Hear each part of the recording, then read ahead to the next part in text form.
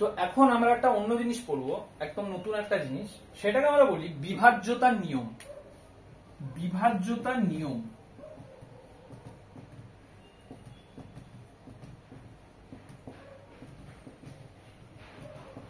এই ব্যাপারটা কি দাদা, বিভাজ্যতার নিয়ম? না, আমাদের যে সংখ্যাগুলো হয় না, তো ধরে নে তোকে আমি ছোট ছোট যে সংখ্যাগুলো হয় সেগুলো তুই নামটা জানিস, সেগুলো তুই ভাগ করে দিতে পারবি। মানে এই দেখ, এই গুণনীয় গুণিতক সবই তো হচ্ছে ভাগ দিয়ে। একটু আগের ভিডিওতে আমি ভাগ কি করে হয় বুঝিয়েছি, মানে ভাজ্য ভাজক ভাগফল ভাগ শেষ কি করে করতে হয় বুঝিয়েছি। আচ্ছা, তো বিভাজ্যতার নিয়ম হচ্ছে, ধরে নে তোকে একটা বড় সংখ্যা দিলাম, অনেক বড় সংখ্যা, ধরে নে এরকম একটা সংখ্যা দিলাম,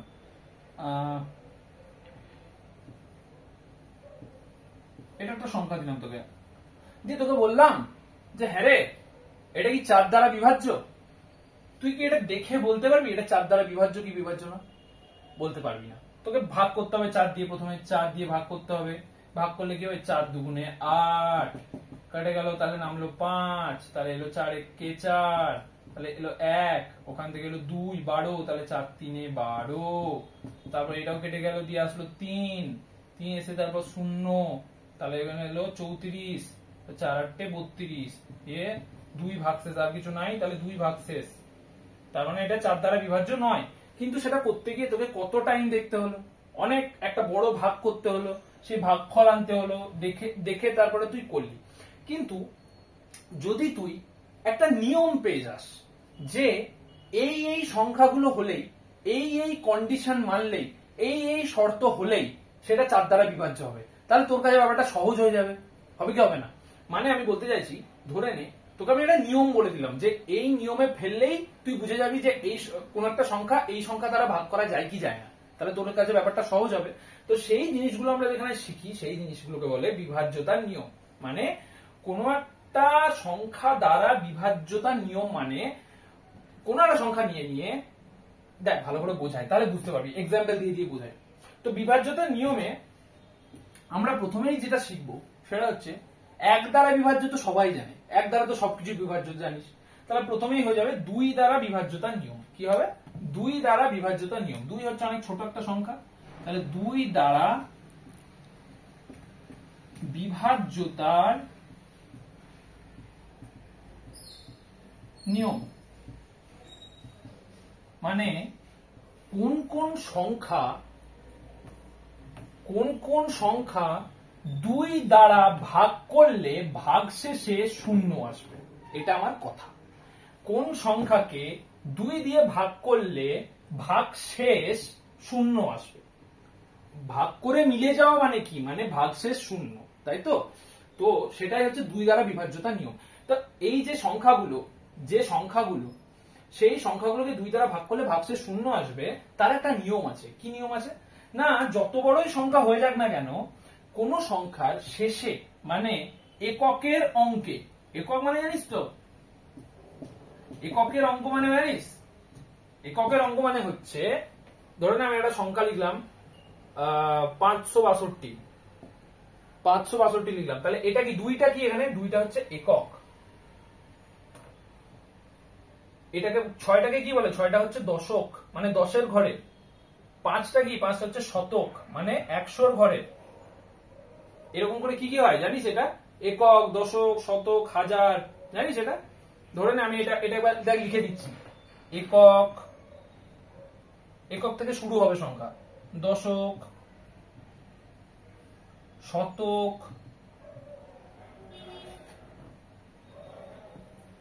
হাজার,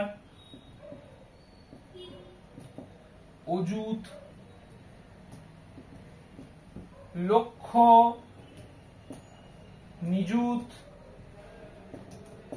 কোটি। কি কি হয় তাহলে?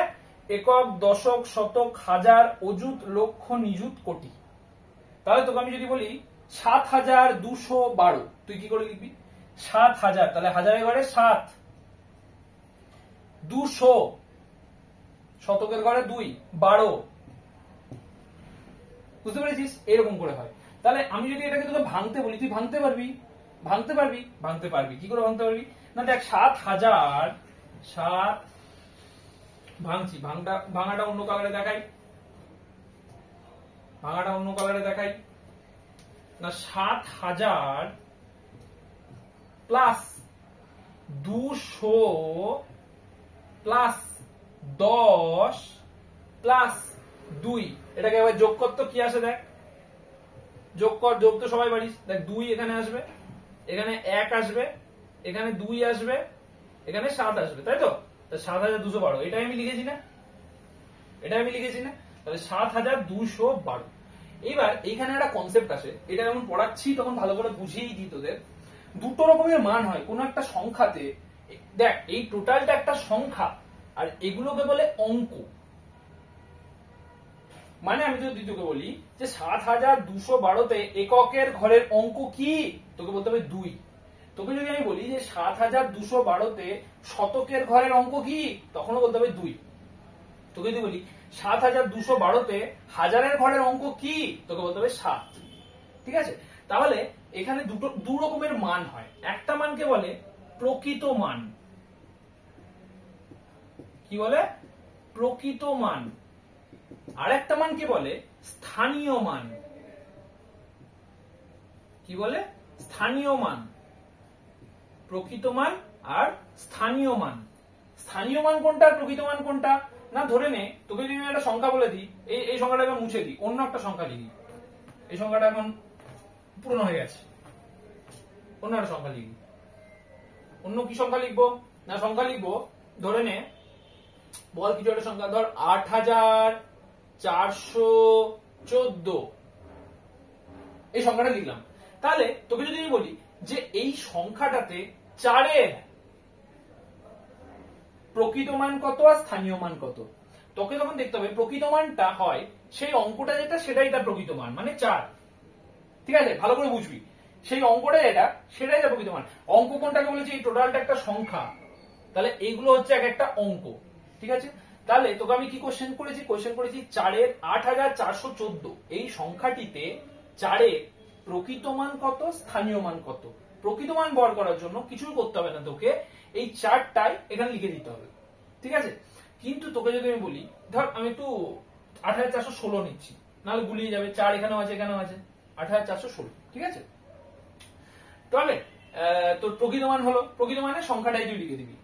স্থানীয় মান হলো তোকে সেটা কার ঘরে আছে সেটা দেখতে হবে। ধরে নে এটা শতকের ঘরে আছে, শতক মানে 100, শতক। তাহলে এটা কি হবে? তার স্থানীয় মান হয়ে যাবে 4 গণিত শতক, মানে 4 গণিত 100 মানে 400। বোঝা গেছে? 4 গণিত 100 মানে 400। তাহলে আমি যদি তোকে বলি এই 8416 সংখ্যাটিতে একের প্রকৃত মান কত, স্থানীয় মান কত, তাহলে একের প্রকৃত মান কত হবে? না একের প্রকৃত মান হবে 1। একের প্রকৃত মান হবে 1, কারণ প্রকৃত মান মানে কি? সেই অঙ্কটাই এখানে বসে যাবে। ঠিক আছে? আর স্থানীয় মান কত হবে? 1 কার ঘরে আছে? 1 দশকের ঘরে আছে, তাহলে 1 গণিত দশক মানে 1 গণিত 10 মানে স্থানীয় মান হবে 10। বুঝাতে পারলাম? তাহলে স্থানীয় মান প্রকৃত মান বুঝতে পেরেছিস? বেশ। এবারে তাহলে কোটি, লক্ষ, একক, দশক, শতক, হাজার সব বুঝতে পারলি কিভাবে সংখ্যা গঠিত হয়। ভালো। তাহলে এবারে আমরা কোথায় চলে যাবো? আমরা চলে যাবো 2 দ্বারা বিভাজ্যতার নিয়মে। 2 দ্বারা বিভাজ্যতার নিয়ম মানে কি? 2 দ্বারা ভাগ করলে মিলবে তার একটা নিয়ম আমাদের দরকার। বেশ, তাহলে এর নিয়মটা হচ্ছে যে সংখ্যা এককের ঘরের অঙ্ক, এককের ঘরের অঙ্ক, যে এককের ঘরটা দেখালাম একটু আগে, ওই এককের ঘরের অঙ্ক কি কি হতে হবে? না 2, 4, 6, 8 বা 0, এই কটার মধ্যে একটা, তাহলেই সেই সংখ্যাটা 2 দ্বারা বিভাজ্য হবে। আবার বলি, 2 দ্বারা বিভাজ্যতা কোন সংখ্যার 2 দ্বারা তাকে ভাগ করা যায় কি যায় না সেটা জানতে গেলে কি করতে হবে? না তোকে সংখ্যাটা দেখে তার এককের অঙ্কটা দেখতে হবে। এককের অঙ্কটা যদি 2, 4, 6, 8 বা 0-র মধ্যে কোনো একটা হয়, তাহলে সেটা 2 দ্বারা বিভাজ্য। ক্লিয়ার? ক্লিয়ার? ওকে। এবার আমরা জানবো 3 দ্বারা বিভাজ্যতার নিয়ম। কি দ্বারা? 3 দ্বারা বিভাজ্যতা। জানি 3 দ্বারা বিভাজ্যতার নিয়মটা কিরকম, এগুলো সব খাতায় লিখে নিবি। 3 দ্বারা বিভাজ্যতার নিয়ম। বেশ, 3 দ্বারা বিভাজ্যতার নিয়মটা কি? না 3 দ্বারা বিভাজ্যতার নিয়ম বলছে, ধরে নে একটা সংখ্যা দিলাম আমি তোকে, কি না সংখ্যা দেবো? 800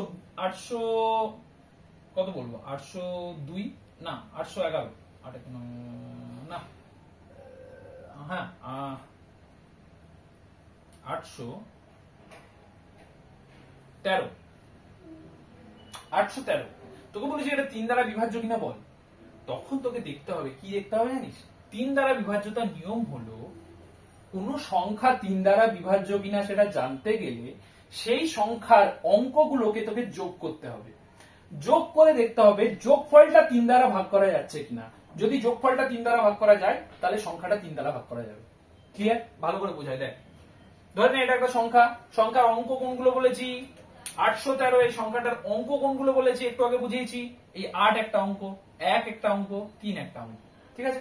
তোকে কি করতে হবে না 3 দ্বারা বিভাজ্য কিনা এই সংখ্যাটা দেখতে গেলে তোকে 8 যুক্ত 1 যুক্ত 3 মানে 8 1 3 যোগ করতে হবে। যোগ করে কি আসছে না 8 একে 9, 9 আর 3 12। আচ্ছা 12 কি 3 দ্বারা বিভাজ্য? হ্যাঁ 12 3 দ্বারা বিভাজ্য, তাহলে 813 3 দ্বারা বিভাজ্য হবে।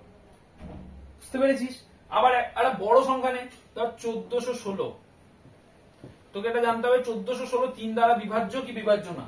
ঠিক আছে? তুই কি করে জানবি? না তোকে যোগ করতে হবে। কি করে যোগ করবি? না 1 সংখ্যার অঙ্কগুলো যোগ। সংখ্যার অঙ্কগুলো কি কি? 1 যুক্ত 4 যুক্ত 1 যুক্ত 6 করলে কি হবে? 1 আর 4 5, 5 আর 1 6, 6 6 12। 12 কি 3 দ্বারা বিভাজ্য? হ্যাঁ 12 3 দ্বারা বিভাজ্য, তাহলে এটাও 3 দ্বারা বিভাজ্য হবে। ক্লিয়ার? তাহলে 2 দ্বারা বিভাজ্যতার নিয়ম জানলি। 2 দ্বারা বিভাজ্যতার নিয়ম কি ছিল না এককের অঙ্ক 2 4 6 8 10, 2 4 6 8 বা 0 হতে হবে। ঠিক আছে? আর তো 3 দ্বারা বিভাজ্যতার নিয়ম কি জানলি না কোন একটা সংখ্যা 3 দ্বারা বিভাজ্য কিনা জানতে গেলে সেই সংখ্যাটার অঙ্কগুলোকে যোগ করতে থাকবি। যোগ করে যোগফলটা যদি 3 দ্বারা বিভাজ্য হয়, যোগফলটা যদি 3 দ্বারা বিভাজ্য হয় তাহলে সংখ্যাটা 3 দ্বারা বিভাজ্য হবে। ক্লিয়ার? বেশ, 3 দ্বারা বিভাজ্য হয়ে গেল। এবার আমরা জানবো 4 দ্বারা বিভাজ্যতার নিয়ম। কি দ্বারা? 4 দ্বারা বিভাজ্যতার নিয়ম। লিখি 4 দ্বারা বিভাজ্যতার নিয়ম। 4 দ্বারা বিভাজ্যতার নিয়ম। আচ্ছা 4 দ্বারা বিভাজ্যতার নিয়ম কি হবে? না ধরে নে তো একটা বড় সংখ্যা দিলাম। কি সংখ্যা দেবো? 1400 না 1600 18 16 18 যাই হোক কিছু একটা দিই। 1,61,824 এটা একটা সংখ্যা। তোকে বলেছি এটা 4 দ্বারা বিভাজ্য কিনা বল। তুই যদি ভাগ করতে যাস তাহলে তো অনন্তকাল ভাগই করে যাবি। ভাগ অত বড় ভাগ করা যাবে না। তোকে নিয়ম বার করতে হবে। নিয়মটা কি? দেখ এটা খুব মজার নিয়ম। এই যত বড় সংখ্যা দিক না কেন, যত বড় সংখ্যা দিক না কেন, তোকে দেখতে হবে একক আর দশকের অঙ্কটা মিলিয়ে যে সংখ্যাটা হচ্ছে, মানে ধর এখানে কি সংখ্যা হচ্ছে? 24। সেই 24 সংখ্যাটা 4 দ্বারা বিভাজ্য কিনা তোকে দেখতে হবে। যদি দেখিস যে এই সংখ্যাটা একক আর দশকের অঙ্ক মিলিয়ে যে সংখ্যাটা হচ্ছে সেটা যদি 4 দ্বারা বিভাজ্য হয় তাহলে এই টোটাল সংখ্যাটা 4 দ্বারা বিভাজ্য হবে। মজার না? দেখ আরেকটা উদাহরণ দিই আমরা। 8032 একটা সংখ্যা, অনেক বড় সংখ্যা, 4 অক্ষরের সংখ্যা। এবারে এই সংখ্যাটার শেষ দুটো অঙ্ক মিলিয়ে কি সংখ্যা হচ্ছে? না হচ্ছে 32। আচ্ছা 32 কি 4 দ্বারা বিভাজ্য? হ্যাঁ 32 4 দ্বারা বিভাজ্য। তাহলে 8032 4 দ্বারা বিভাজ্য। বুঝতে পারলি? মানে তাহলে কি দাঁড়ালো ব্যাপারটা? দাঁড়ালো এটাই যে কোনো একটা সংখ্যা শেষ দুটি অঙ্ক নিয়ে গঠিত সংখ্যা, কোনো একটা সংখ্যার শেষ দুটি অঙ্ক নিয়ে গঠিত সংখ্যা যদি 4 দ্বারা বিভাজ্য হয় তাহলে গোটা সংখ্যাটা 4 দ্বারা বিভাজ্য হবে। ক্লিয়ার? ওকে, বোঝা গেল এটা? তাহলে 2 হয়ে গেল, 3 হয়ে গেল, 4 হয়ে গেল। এবার কি আসবে? এবার আসবে 5।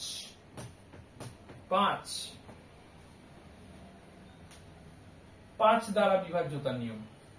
5 দ্বারা বিভাজ্যতার নিয়ম খুব সহজ। বলো কোন সংখ্যার এককের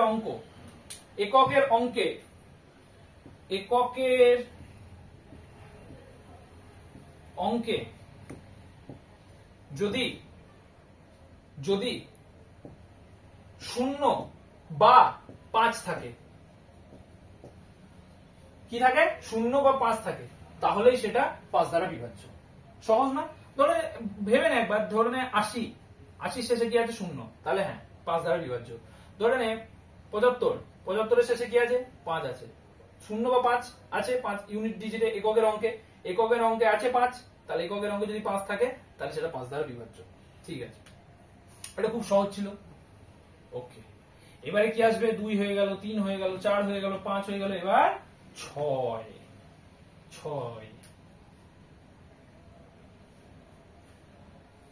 6 দ্বারা বিভাজ্যতা নিয়ম। 6 দ্বারা বিভাজ্যতা নিয়ম খুব সহজ। দেখ, কোন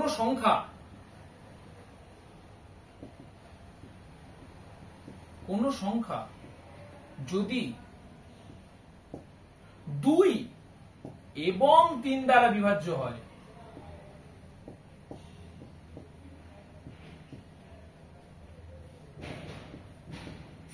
তাহলে সেটা 6 দ্বারা বিভাজ্য হবে। মানে কি, কোন একটা সংখ্যাকে 2 দ্বারাও বিভাজ্য হতে হবে, 3 দ্বারাও বিভাজ্য হতে হবে, তবে সেটা গিয়ে 6 দ্বারা বিভাজ্য হবে।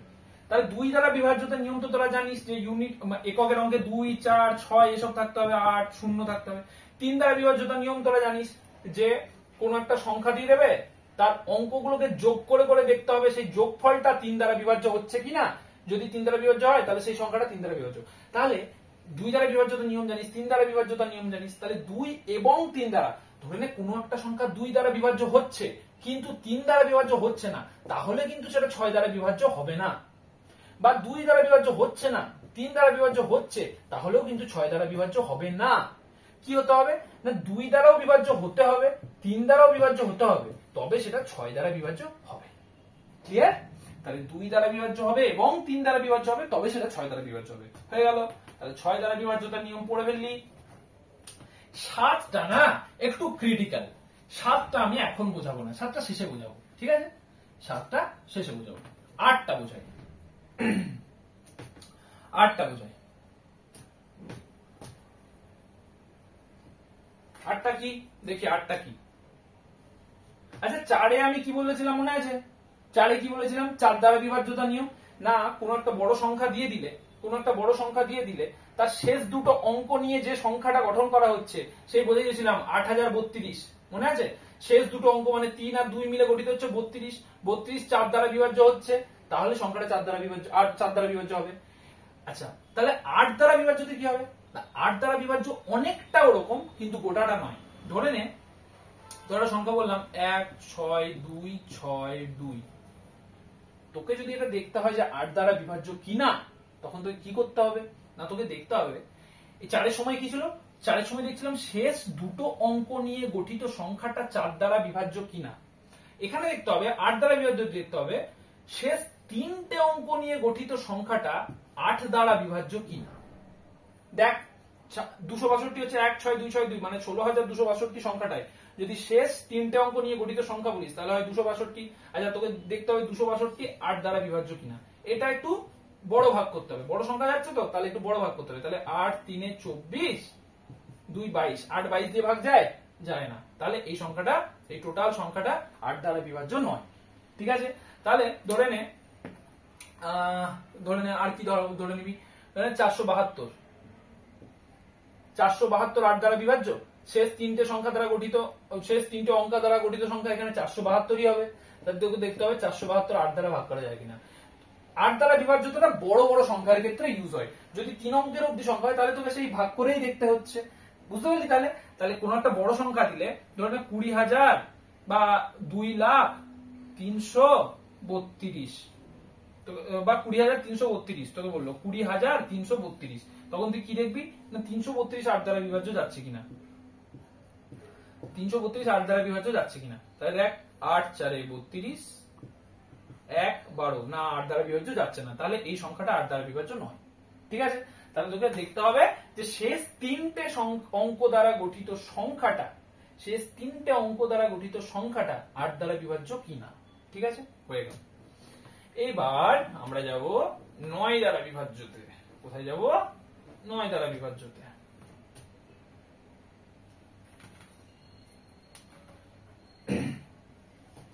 9 দ্বারা বিভাজ্যতাটা অনেকটা 3 দ্বারা বিভাজ্য মতো। 3 দ্বারা বিভাজ্য কি ছিল মনে কর, যে সংখ্যার অঙ্কগুলির যোগফল 3 দ্বারা বিভাজ্য হলে সেই সংখ্যাটা 3 দ্বারা বিভাজ্য হবে।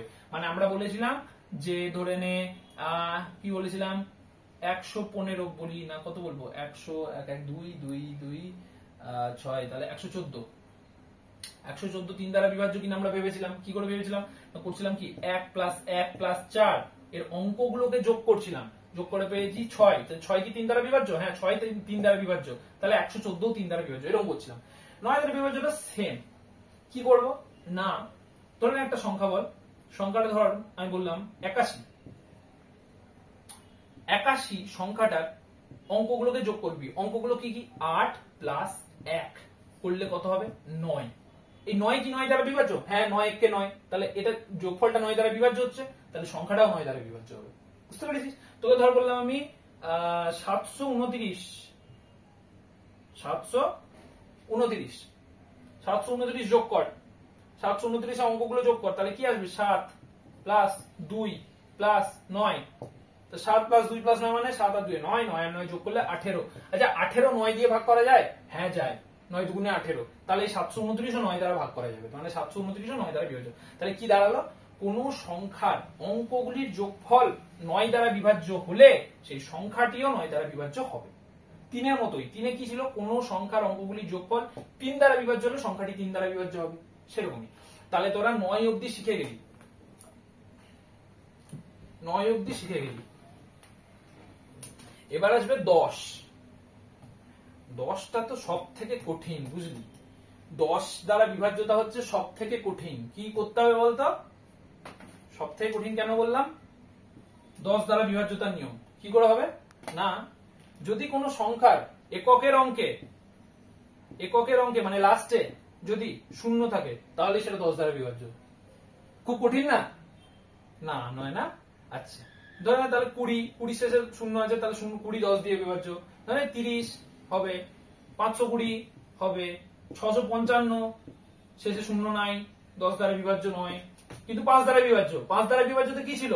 শেষে 0 অথবা 5 থাকতে হবে। 5 দ্বারা বিভাজ্যতে কি ছিল? শুধু 0 অথবা 5 থাকতে হবে, তবে 5 দ্বারা বিভাজ্য হবে। কিন্তু 10 দ্বারা বিভাজ্য হচ্ছে শেষে শুধু 0 থাকতে হবে, তবে সেটা 10 দ্বারা বিভাজ্য হবে। ঠিক আছে, বেশ। তো এটা হলো, বাট আমরা একটা জিনিস মিস করে গেছি, সেটা হচ্ছে 7 দ্বারা বিভাজ্য। আমি বলেছিলাম সেটা একটু ক্রিটিক্যাল, তো ওটা আমরা পড়বো, বাট একটু আস্তে আস্তে পড়বো। ঠিক আছে, পড়ে নি, এখনই পড়ে নি। 7 দ্বারা বিভাজ্যতার নিয়ম। দেখ, 7 দ্বারা বিভাজ্যতার নিয়মটা না একটু ক্রিটিক্যাল, ভালো করে বুঝবি। 7 দ্বারা বিভাজ্যতার নিয়মটা কি করতে হবে তোকে? কোন একটা সংখ্যা আছে, সংখ্যা পরপর আমি লিখছি, ঠিক আছে, অ্যারো অ্যারো দিয়ে দিয়ে লিখছি। সংখ্যাটা এককের অঙ্ক নিতে হবে, এককের অঙ্ক নিতে হবে। এককের অঙ্কটাকে কি করব আমরা? 2 দিয়ে গুণ করব। 2 দ্বারা এই এককের অঙ্কটাকে গুণ করব। গুণ করার পর যে গুণফলটা আসবে সেটাকে বাকি যে সংখ্যাটা থাকলো না, এই সংখ্যাটাকে তুই এককের অঙ্কটা বাদ দিয়ে দিয়েছিস, তাহলে বাকি তো কিছু একটা আছে, সেই বাকিটা থেকে এই 2 দ্বারা গুণ করে যে গুণফলটা এলো সেটাকে বিয়োগ করব। সেই বিয়োগফলটা দেখবো 7 দ্বারা বিভাজ্য হচ্ছে কিংবা শূন্য হচ্ছে কিনা, তবে সেটা 7 দ্বারা বিভাজ্য হবে। একটা এক্সাম্পল, একটা উদাহরণ দিয়ে বোঝায়, তাহলে ভালো করে বুঝতে পারবি। ধরে নে একটা সংখ্যা আছে 84।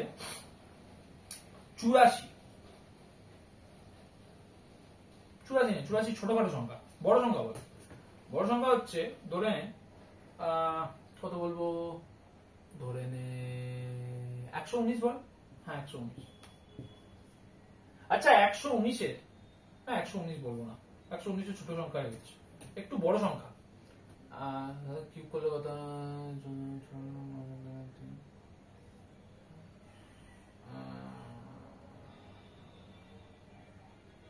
একটা বড় সংখ্যা বল।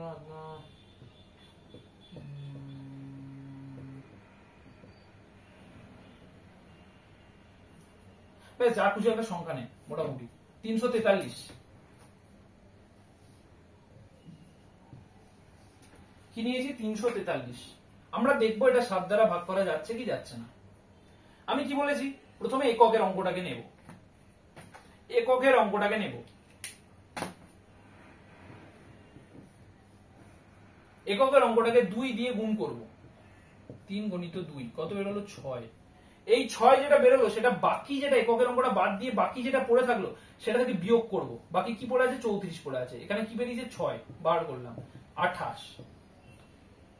বিয়োগফল কি হলো 28, এই 28 কি 7 দ্বারা বিভাজ্য? হ্যাঁ, 7 4 28, তাহলে এই সংখ্যাটা 7 দ্বারা বিভাজ্য হবে।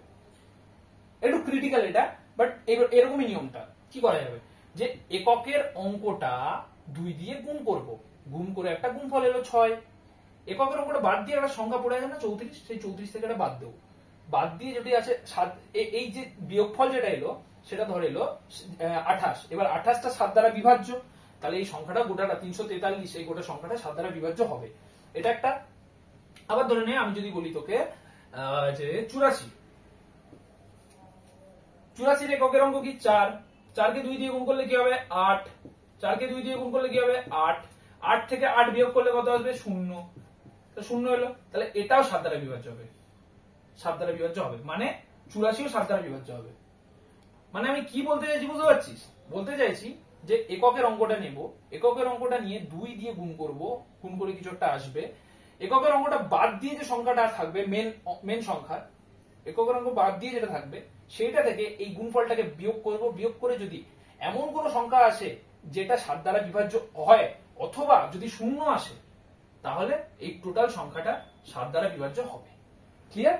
তাহলে এই বিভাজ্যতার নিয়মগুলো তোরা বুঝে গেলি। 7 দ্বারা বিভাজ্যতায় একটু প্রবলেম হতে পারে, 2 3 4 5 6 7 8 9 10, এই 10 অব্দি শিখে যা আপাতত, তারপরে আমরা পরেরটা করব।